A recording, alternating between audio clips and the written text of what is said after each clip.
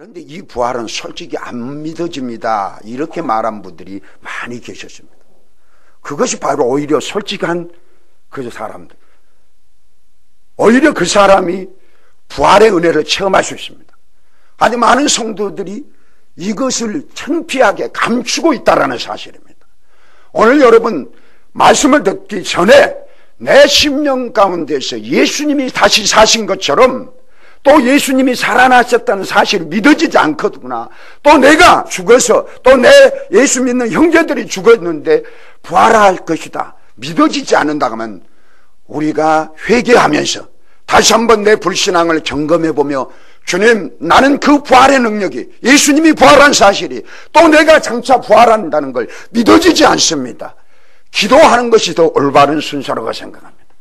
단지 부활절이니까 부활 설교 듣는 걸로 끝난 게 아니라 내 영혼 속에서 예수님이 다시 살아나심과 내가 예수님이 이 땅에 오실 때에 다시 죽음 가운데서 아니면 부활의 몸으로 신령한 몸으로 부활된다는 사실이 믿어지지 않고 단지 말씀을 들은다면 아무런 필요가 없는 줄 믿습니다. 다시 한번 여러분의 영혼 속에서 예수님이 죽음 가운데서 부활하셨던 사실이 믿어집니까? 예수님이 이 땅에 오실 것이 믿어지며 내가 부활의 몸으로 변화될 것은 믿어지십니까? 그런 가운데 우리가 말씀을 듣고 정말로 그 사실이 믿어지지 않는다면 어쩔 것입니까? 우리는 주님 앞에 회개하면 성령님이 오셔서 우리 마음을 주장하여 정말로 그러한 사실이 믿어지기 때문에 우리는 말씀을 통해서 다시 한번 정말로 부활의 소망 속에서 이 땅에서 어떤 어려움이 있든지 아니면 내가 정말로 주님과의 관계가 회복되는 역사가 나타날 줄 믿습니다. 자, 오늘 우리가 부활절을 맞아서 영원한 절대 희망이라는 제목으로 제가 여러분에게 은혜를 나눠봅니다. 우리 인생을 한마디로 말하면은 희망과 절망의 숨바꼭질이라고 얘기할 수 있는 것입니다. 우리가 어린아이가 태어날 때 우렁찬 울음소리로 함께 희망을 안고 태어납니다. 그런데 우리 인생이 살아가는데 정말로 희망만이 있는 게 아닙니다. 우리가 생각하지 않는 불쑥불쑥 어려움과 절망이 우리를 찾아오게 되는 것입니다. 그럴 때마다 이 어려운 고비를 넘기고 나면 괜찮겠지 하는 그런 희망을 가져봅니다. 그리고 그 희망 속에 그 어려움을 견뎌내곤 합니다. 그러나 세월이 갈수록 희망은 사라지고 갈수록 커지는 절망이 인생의 한가운데를 우뚝 섭니다. 인생의 한가운데를 가로막고 우뚝 서는 것입니다.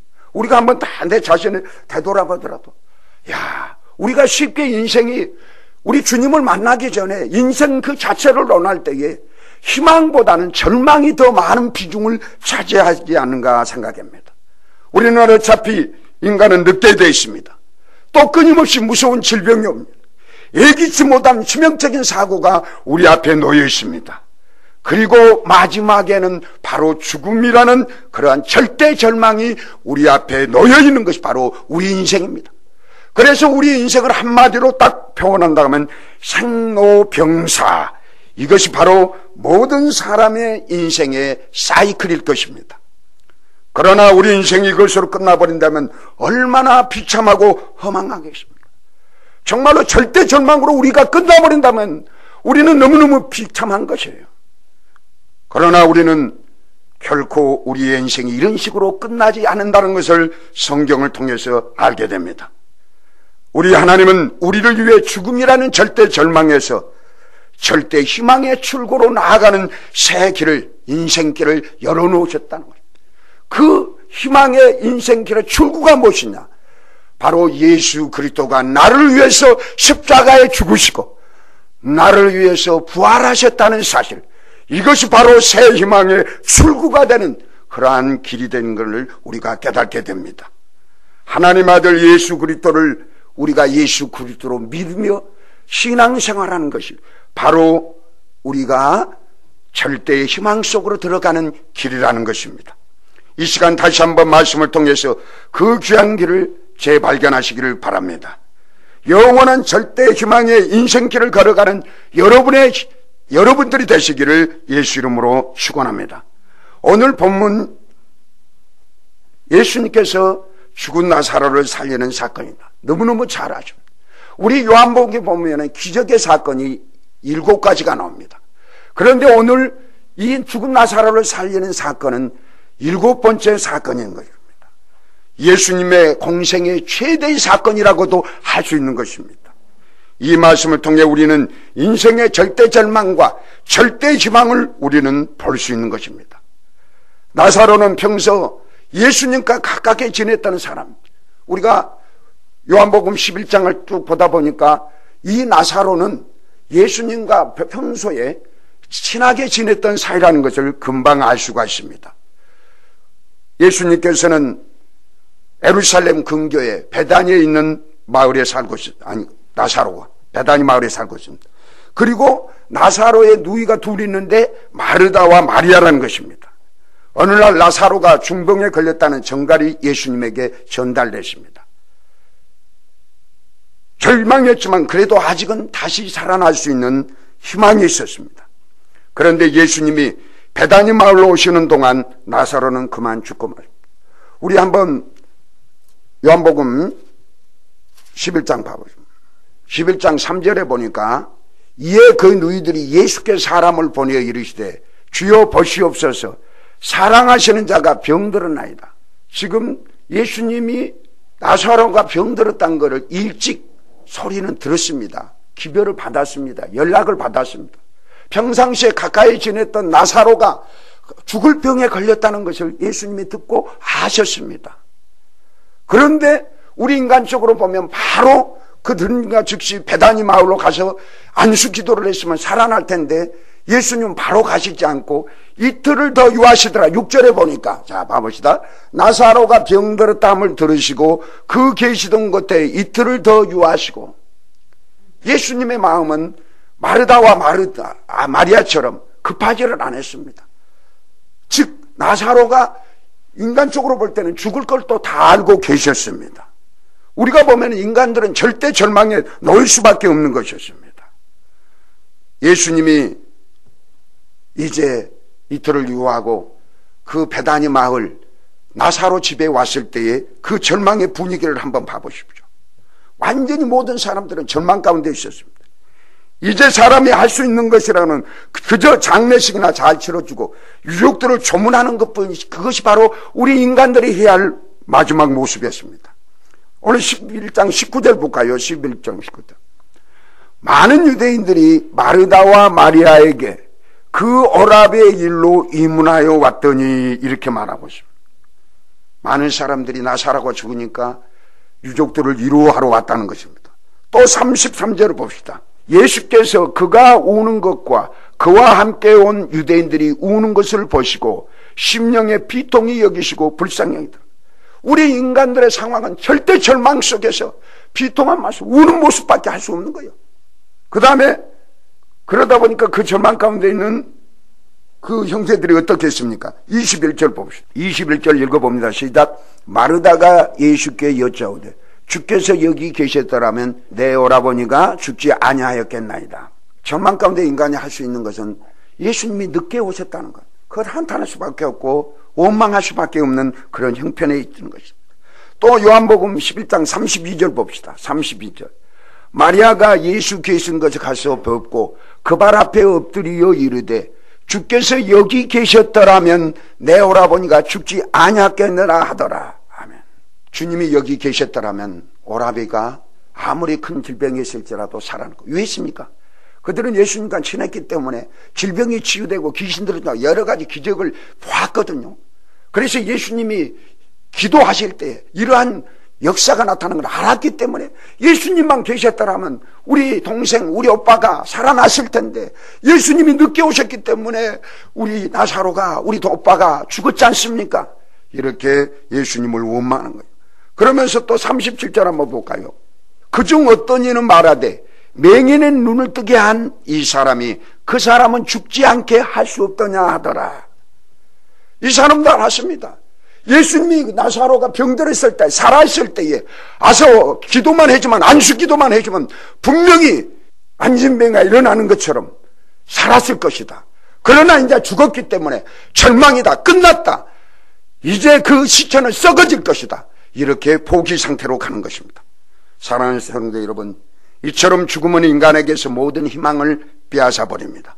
모든 것을 박탈해 버리는 것이 바로 죽음인 것입니다. 사랑하는 사람도 소유도 권세도 명예도 모든 것을 다 빼앗아 버린 것이 바로 죽음입니다. 울어도 땅을 쳐도 화를 내도 죽음 앞에서는 소용이 없습니다.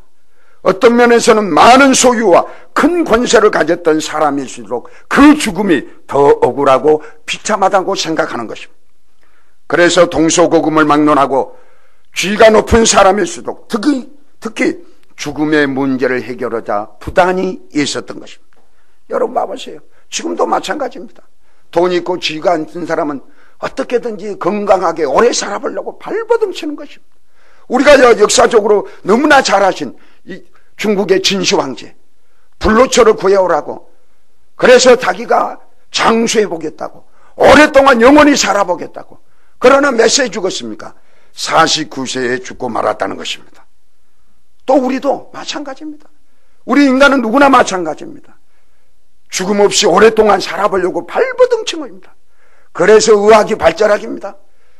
요즘 의학은 질병관 그 새로운 의술을 개발해 가지고 불치병에 걸린 사람을 냉동시켜 갖고 좀 냉동시킨 다음에 나중에 한번 살려보려고 하는 그런 기술도 있다고 합니다. 그러나 우리가 그런 기술이 있을지라도 인간의 절대 절망을 잠시 유보한 것일 뿐 진정한 죽음에 대한 해결책이 아니라고 생각합니다. 결국 모든 인간은 죽음이라는 절망의 수렁에서 도저히 벗어날 길이 없다라는 것을 우리에게 말하고 있습니다. 그래서 죽음은 우리에게 절대 절망이라고 표현한 것입니다. 오늘 예수님께서 베다니에 도착하신 그 장면을 우리가 한번 생각합니다. 예수님이 베다니에 도착했을 때 나사로 죽음 앞에서 모든 사람은 애곡하고 있습니다. 그들의 모습은 슬픔에 처체진 얼굴을 가지고 있습니다. 또 죽음의 절망 앞에서 무력하게 짓밟힌 군상들이 바로 우리 인간들의 모습입니다. 여러분, 우리는 이런 사실을 직시합니다. 하나님 없는 인생은 다 이 베다니 마을 사람처럼 애곡할 수밖에 없고 슬픔에 지친 최찬 얼굴을 가질 수밖에 없고 죽음의 절망 앞에서 무력하게 짓밟히는 그런 군상들일 수밖에 없는 것이 바로 하나님이 없는 인생들의 모습입니다. 겉보기에는 서로 다른 인생들을 사는 것 같이 보입니다. 정말 겉보기에는 보면은 서로가 다 다른 것처럼 보입니다. 그래서 어떤 인생들은 좀 더 화려해 보이고 좀 더 고상해 보이고 좀 더 편안해 보입니다. 그래서 어떤 사람이 우리들의 선망의 대상이 되기도 합니다. 그러나 실상은 모두가 절대 절망의 인생의 막장을 향해 걸음을 달려가고 있다는, 우리가 한번 이렇게 비유를 해봅시다. 비행기를 탄다든지 배를 탄다든지 KTX 이런 걸 타보세요. 나름대로의 특등석이 있고 보통 일반석이 있고 그럽니다. 지금 나눠졌다는 것입니다. 비행기도 보면 퍼스트 클래스, 또 비즈니스 클래스, 이코노미 클래스, 이렇게 보통 사람과 조금 다른 그 특별한 좌석들이 있습니다. 그래서 그런 좌석에 모시면 의자도 편하고 또 먹는 음식도 다릅니다. 그러나 장소지, 목적지에 도착한 건 똑같습니다. 우리가 여기서 제주도를 갈 때 비행기를 타고 가나 배를 타고 가나 앉은 자리와 음식은 다를 줄 모르지만 목적지는 어디입니까? 제주입니다. 우리 인생에도 마찬가지라는 것입니다. 절대 절망으로 향해 가는 비행기가 우리가 가는 곳이 바로 죽음입니다. 그런 가운데서 우리가 조금 편하면 어떻고 조금 좋은 음식을 먹으면 어떻겠습니까? 반드시 죽음으로 달려가는 것인데, 그런데 우리는 이것을 모르기 때문에 조금 편하고 좋은 음식을 먹고 조금 성공하면 우리는 우쭐해 줄 수밖에 없는 것입니다. 예수님은 이 어리석은 인생들을 향해서 어떤 반응을 보였습니까? 자, 예수님이 베다니 왔을 때 너무너무 그 우리 인생들의 군상을 보고 어떤 느낌을 가졌냐. 우리 33절 한번 33절에 보니까 예수께서 그가 우는 것과 또 함께 온 유대인들이 우는 것을 보시고 심령의 비통이 여기시고 불쌍히 여기사. 그러면 35절에 봅시다. 예수께서 눈물을 흘리시더라. 또 38절 볼까요? 38절. 이에 예수께서 다시 속으로 비통히 여기시며 무덤에 가시니 무덤이 굴이라 돌로 막았거늘.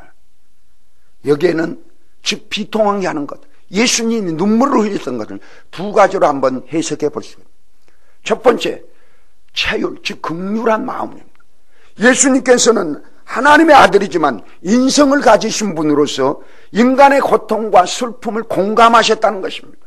하나님이기 때문에 그냥 우리 인간과 전체 틀린 게 아닙니다. 예수님도 육신을 가졌기 때문에 인간의 그런 고통과 슬픔을 공감하실 수 있는 분이라는 것을 얘기하는 것입니다.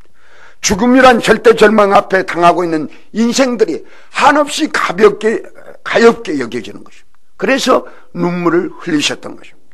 또 두 번째는 그 눈물의 의미가 바로 분노의 의미를 가질 수 있다는 것입니다. 예수님은 하나님의 아들로서 죽은 자도 살리는 권능을 가지십니다.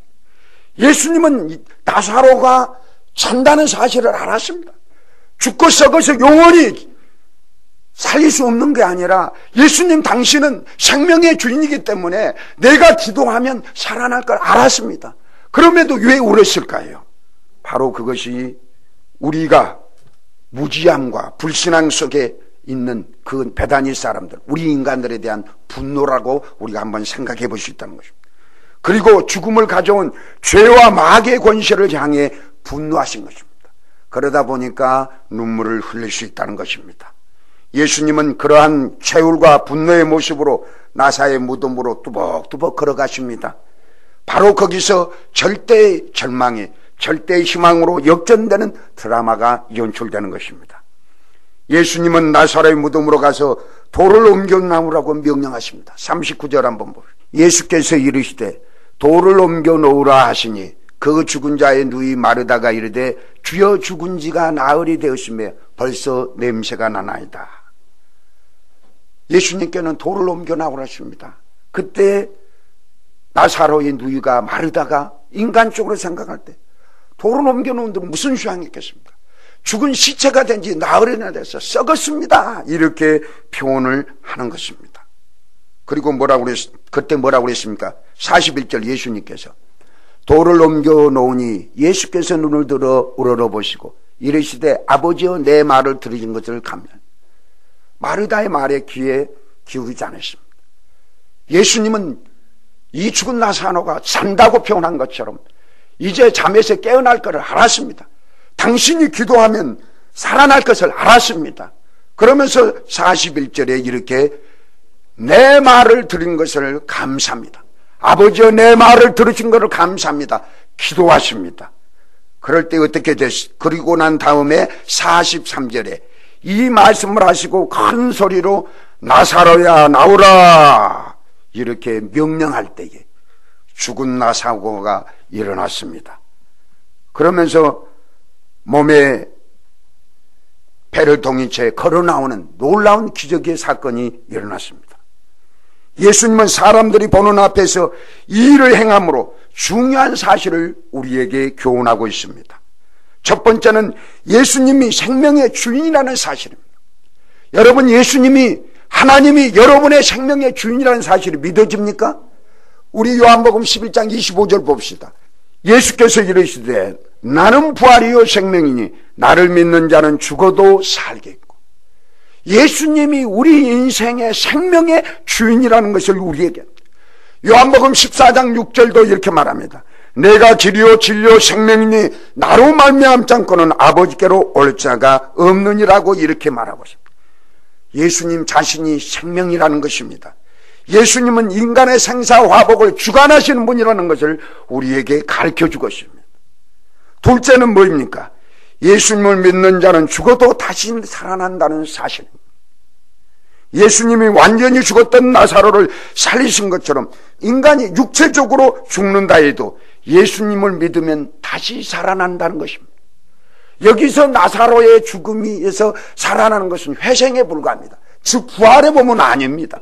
예수님이 3일 만에 부활한 것처럼 죽은 나사로가 살아나는 것은 부활의 몸이 아닙니다. 단지 예표입니다. 이렇게 죽어 썩어진 사람도 예수님이 호령하시면 살아난다. 이것을 우리에게 보이는 증표에 불과한 겁니다. 예수님이 죽음 가운데서 무덤 가운데서 살아서 승천하신 그 몸으로 우리도 예수님을 진심으로 믿는 자는 죽은 자라 할지라도 예수님 나사로처럼 썩어졌을지라도 예수님이 이 땅에 재림하셔서 호령할 때 우리 이름을 부를 때에 나사로가 살아나서 걸어왔던 것처럼 우리도 부활의 몸으로 살아날 수 있다는 소망을 우리에게 일러주시는 것입니다. 여러분, 나사로가 썩은 나사로가 살아난 것처럼 우리가 예수 믿다가 죽었을 때에 예수님이 다시 오셔서 우리의 이름을 부리고 일어나라고 명령하실 때 비록 우리가 죽어 썩어졌을지라도 우리가 부활한다는 사실을 믿을 때 이거 바로 기독교입니다. 이 부활의 소망이 없으면 우리는 예수 믿는 것이 다 헛되다고 얘기했습니다. 여러분 왜 주일날 예자리에 와 있습니까? 남들처럼 따뜻한 봄날에 가족들이 가서 맛있는 것 먹고 있을 이 시간에 여기 와서 예배 드린다고 뭐 있습니까? 부활이 없으면, 부활이 믿어지지 않으면 헛것이라고. 우리 고린도전서 15장 봅시다. 13절 14절 읽습니다. 고린도전서 15장 13절. 만일 죽은 자의 부활이 없으면 그리스도도 다시 살아나지 못하였으나 그리스도께서 만일 다시 살아나지 못하시면 우리가 전파하는 것도 헛것이요 또 너희 믿음도 헛것이요. 또 19절 봐봅시다. 만일 그리스도 안에서 우리가 바라는 것이 다만 이 세상의 삶뿐이라면 모든 사람 가운데 우리가 더욱 불쌍한 자냐. 우리에게 부활의 소망이 없다면 예수 믿는 사람같이 가장 불쌍한 사람이 없다라는 것입니다.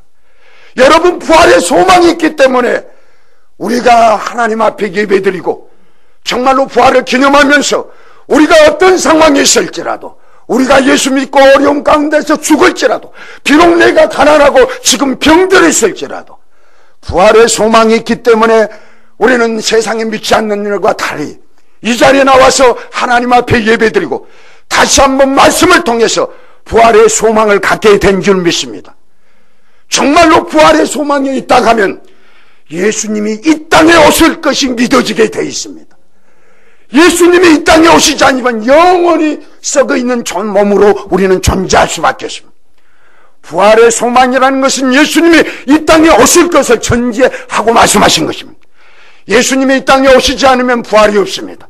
여러분, 부활의 소망을 가진다면 예수님이 이 땅에 반드시 우리를 호령하기 위해서 오신다는 사실을 믿으시기를 바랍니다.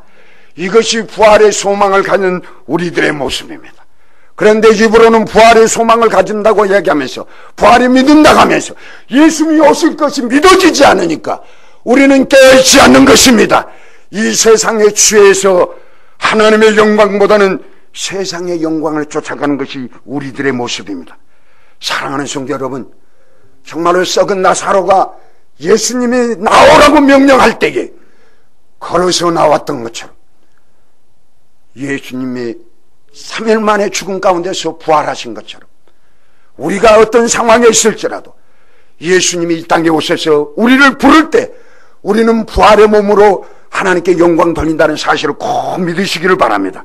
이것이 없으면 우리는 다 허당입니다. 거짓말하고 있는 것입니다. 이것이 안 믿어지면 성경은 다 거짓말하는 것입니다. 단지 교훈에 불과한 것입니다. 역사적인 사건에 불과한 것입니다. 그러나 이 부활의 소망을 우리가 믿기 때문에 예수님이 이 땅에 오실 것을 믿어지기 때문에 부활의 소망이 있는 것입니다. 우리가 어려움이 있을지라도 고난 가운데 있을지라도 질병 가운데 있을지라도 그것을 포기하면서 천국의 소망을 붙잡을 수 있는 것입니다. 사랑하는 성도 여러분, 예수 그리스도를 믿는 자는 예수님처럼 부활하게 된다는 것입니다. 먼저는 그 영혼이 새 생명으로 거듭나는 것입니다. 그래서 육체는 죽어도 그 영혼은 계속 존재하는 것입니다. 우리가 죽는다는 것은 천국, 내세 천국으로 옮겨지는 겁니다.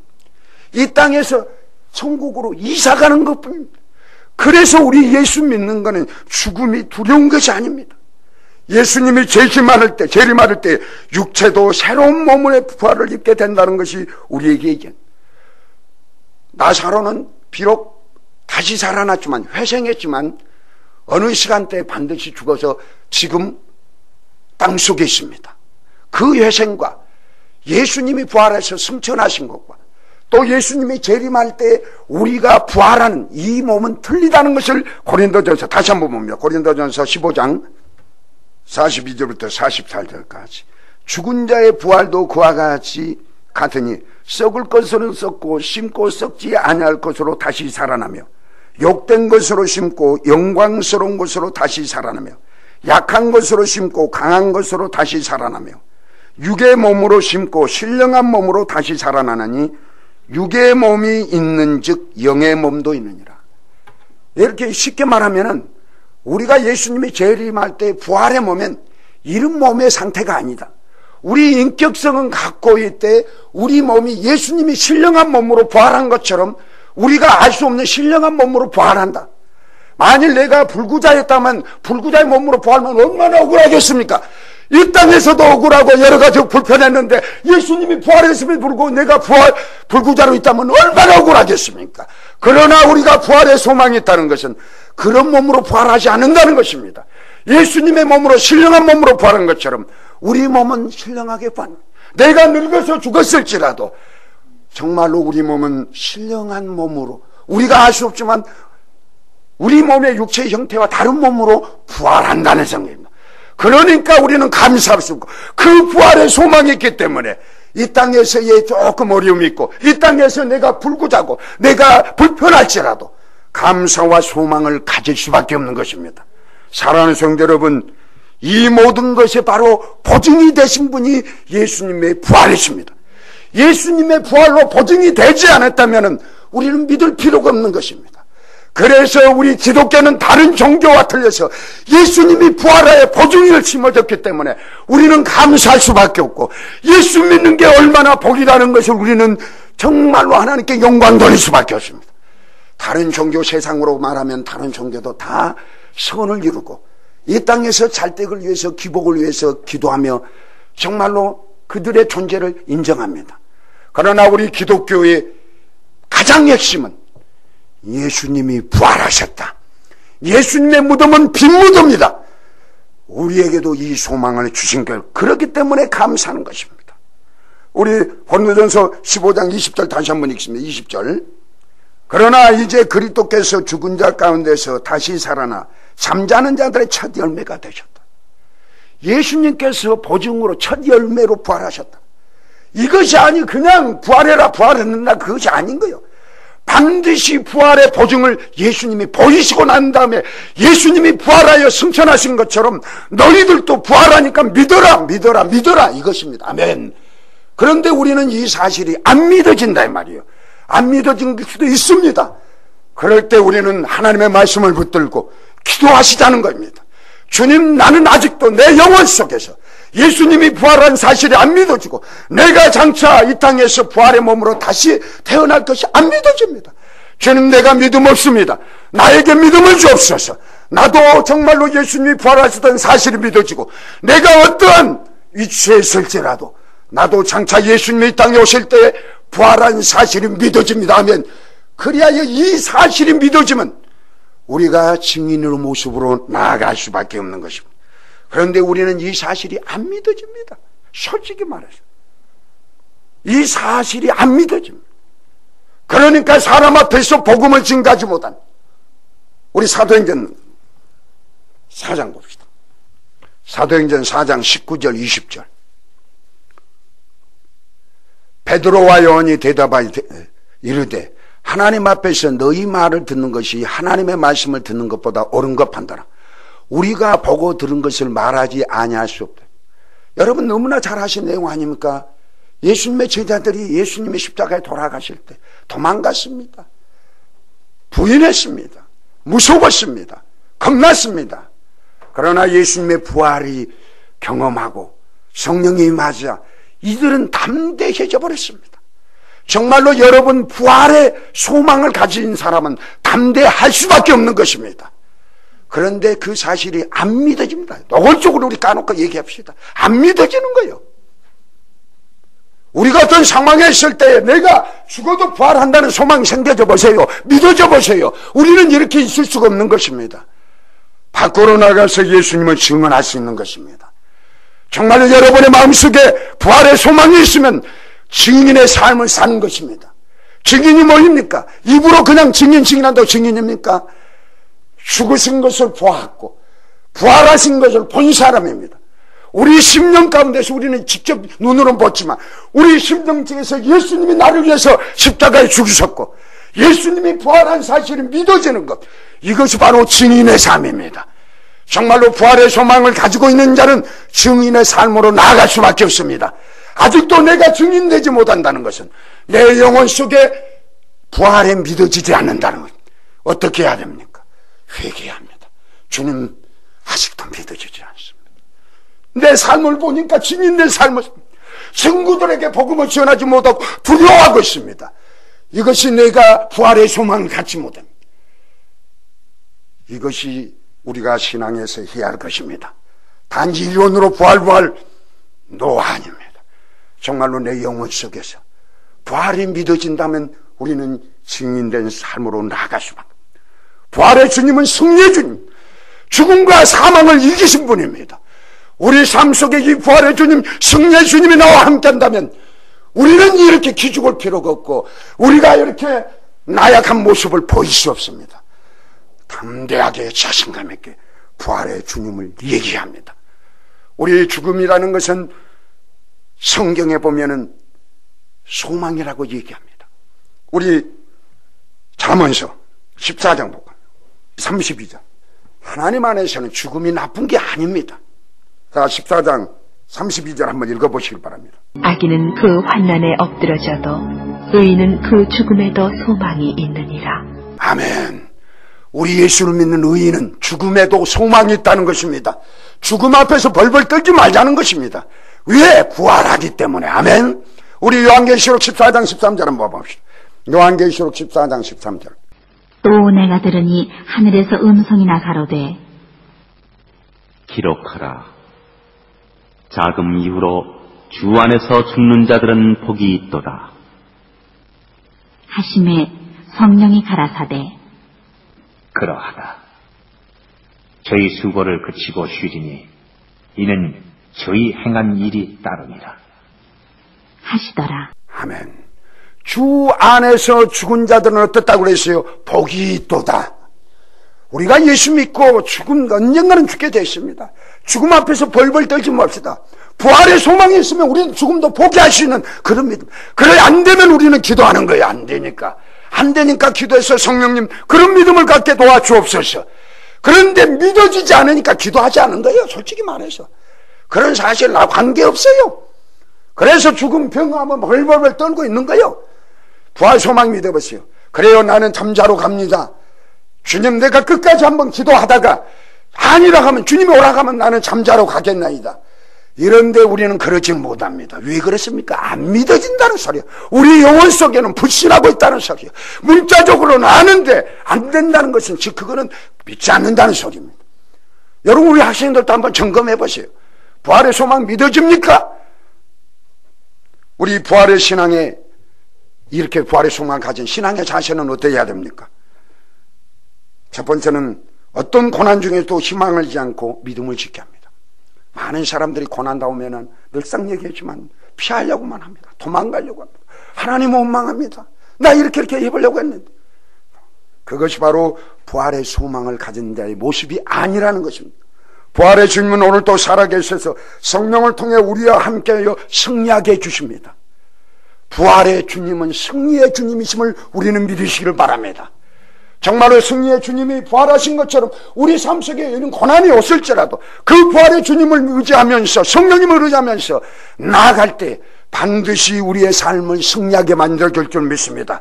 시편 23편 4절에 보면 내가 사망의 음침한 골짜기로 다닐지라도 해를 두려워하지 않을 것은 주께서 나와 함께 하심이니라. 잠언 24장 16절에도 보면 대저 의인은 7번 넘어질지라도 다시 일어나라. 왜? 우리에게 부활의 소망이 있기 때문에. 넘어질 수 있습니다. 실패할 수 있습니다.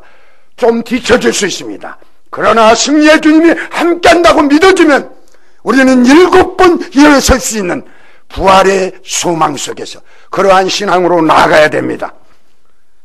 그리스도인은 망해도 영생이요 부활입니다. 천국이 마지막 노선인 줄 믿습니다. 우리가 부활의 주님을 믿는다면 어떤 상황에서도 담대할 수밖에 없을 것입니다.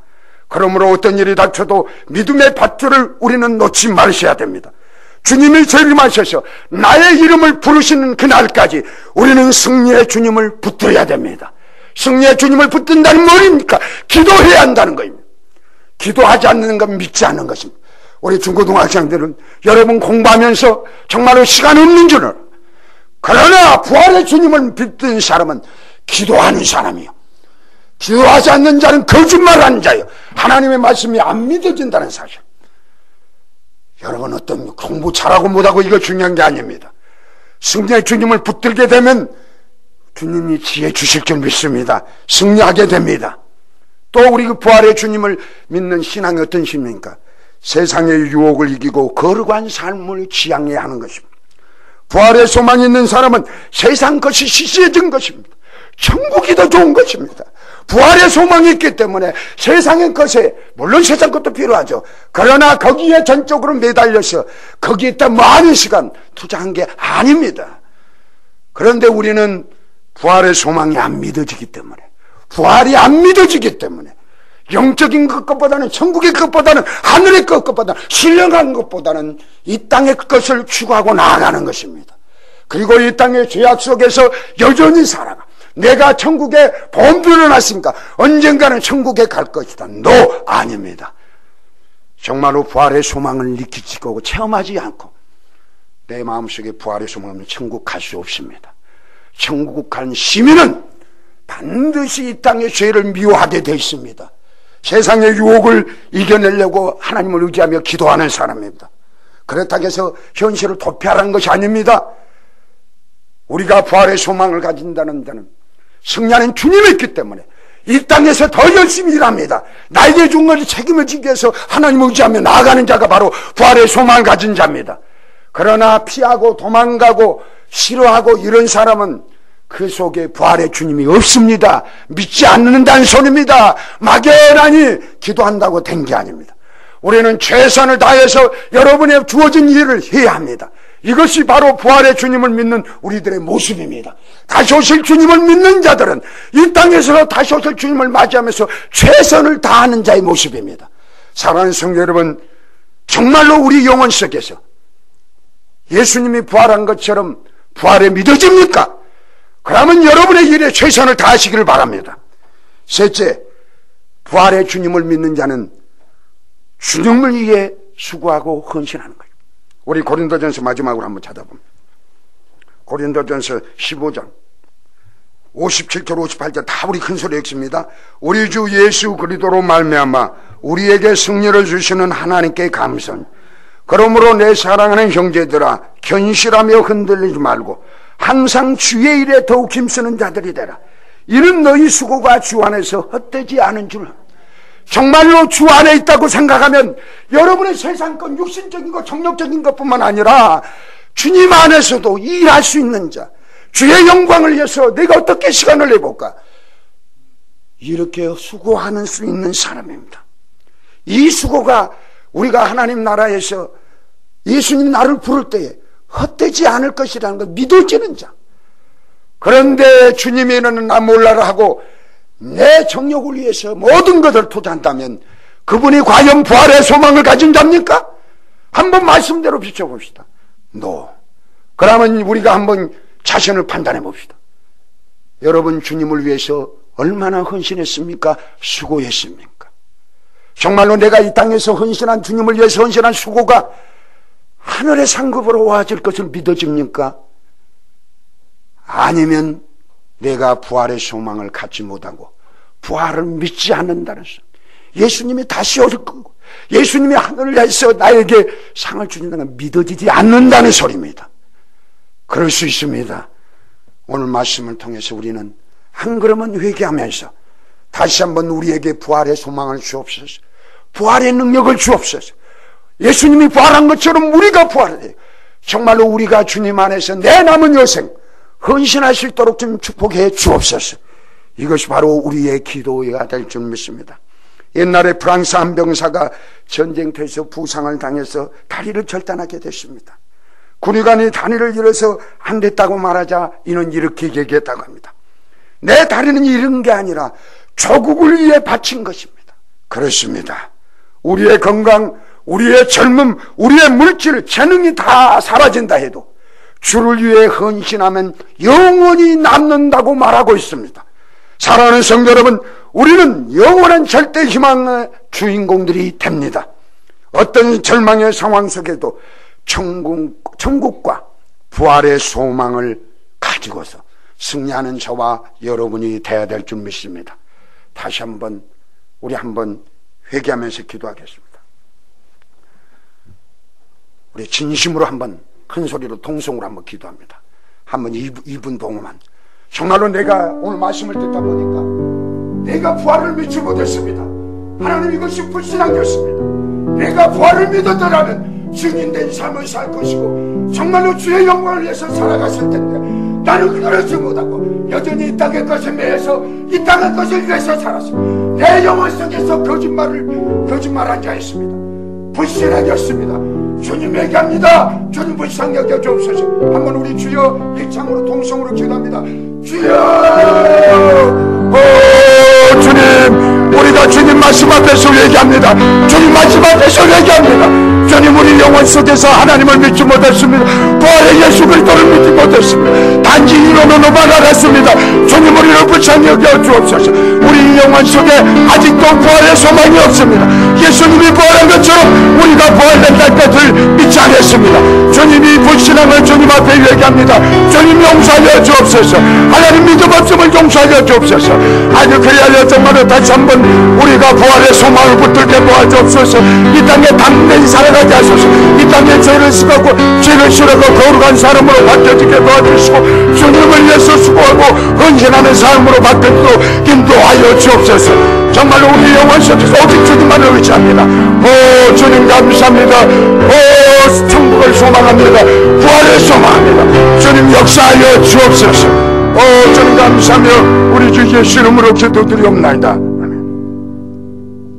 사랑의 하나님, 단지 부활절 기념하는 예배로 끝나지 않게 하소서. 정말로 우리가 깨달았으면 이 말씀을 붙들고 우리의 신앙을 점검합니다. 하나님 부족한 것을 주님 앞에 고백하며 십자가의 보혈을 의지하며 다시 한번 우리에게 부활의 믿음을 주옵소서. 부활의 소망을 주옵소서. 그래 우리의 삶이 바뀌어지게 하소서. 정말로 부활의 주님이 승리의 주님이 함께한다을 믿어지게 하시고 정말로 죄를 싫어하고 세상을 유혹을 싫어하는 자들이 되게 도와주시고 주님을 위해 수고하고 헌신하는 사람으로 바뀌어지게 도와주셔서 부활의 주님 때문에 기뻐하고 감사하며 주의 영광 돌리는 우리 사랑하는 성도들로 인도하여 주옵소서. 예수 이름으로 감사하며 기도드리옵나이다. 아멘.